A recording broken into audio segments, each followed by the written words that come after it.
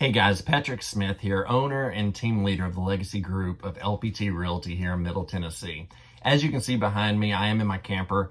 My family and I are actually traveling for the holidays and spending some time with their family, but I wanted to take a moment and jump on and just share some insightful information with you guys.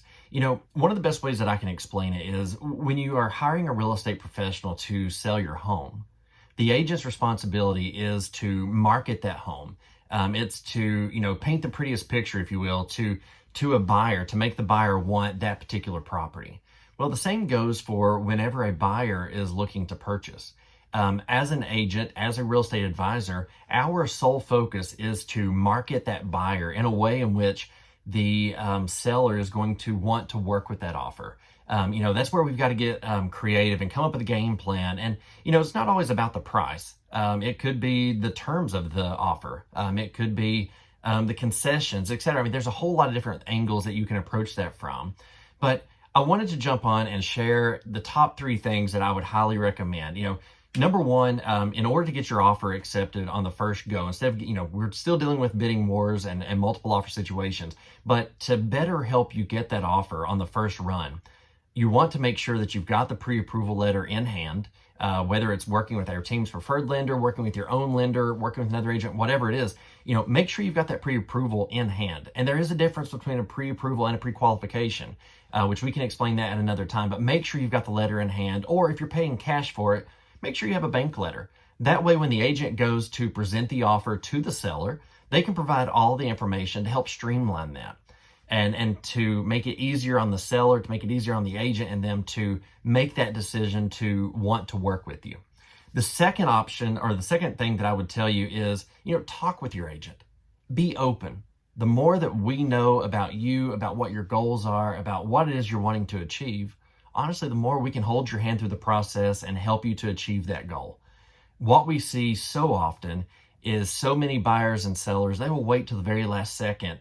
And, even though they're planning, and guys, I do it as well. I mean, I've been looking for a side-by-side, and I start the search 6 months to a year in advance. It's not that I don't want it, but I'm starting to do my research. Well, we see this with buyers and sellers alike. And so when you decide that, I am going to be working with this particular advisor, guys, talk with them. That's what we're here for. That's what they're there for, is to help you through that process, to help you learn and to understand and to help you educate, or to help educate you rather, during that period of time in which you are thinking about buying or selling. And it helps you to be prepared when that time comes. The third option the third step that I would tell you is, when you see a home that you like, don't automatically call the advisor and ask for a showing.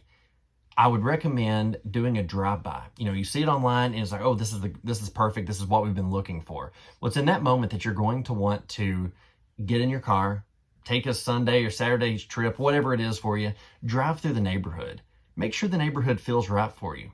What I have seen time and time again is so many, and especially over the last few years where the market has been so competitive, so many buyers would want to see every house that came up. They just wanted to get in. Well, what we found is, you may go to 10 different houses, and as soon as you get to the neighborhood, you're like, oh, automatic no.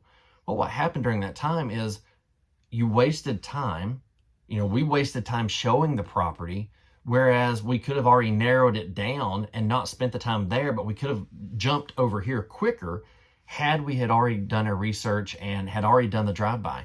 What I have found, just to help give you some more insight, is when you're driving through the neighborhood, you're going to get the feeling. I mean, you're going to feel whether or not it's right for you or not. And here's a spoiler, for a fourth tip, just to give you some more insight.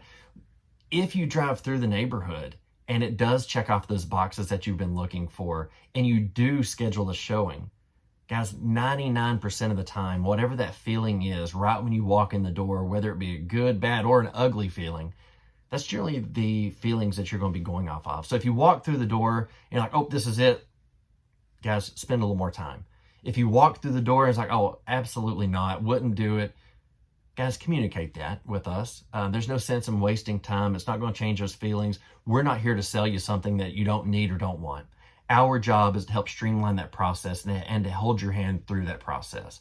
So guys, I hope this helps. Hope you found this to be a little bit insightful. If you want to know more, if you want our 10-step guide to buying a home, respond to the email. We'd be happy to send it over to you. And guys, just to be completely transparent with you, and I don't want this to come across as rude, disrespectful, or any of that, but in the end, we don't care if you buy a home with us. We don't care if you sell a home with us. But I have already paid for the tools. I have already got everything set up. We are obviously professionals in the field. We're here to help you. Whether you have an agent, whether you don't know where to go next, whether you don't even know where to start, guys, talk to us. We're not going to sell you something that you don't need. We can't force you because, obviously a lot of that depends on pre-approvals, etc. But at the end of the day, we're here to help. Please know that we're here to help you, and just know that we've got the tools. So again, it's not going to hurt our feelings. It's not going to offend us if you go somewhere else or do something different. But if we can help you in some shape, form, or fashion to help you with that home search and to help you find that next home that you're looking for, give us a call or respond to this email.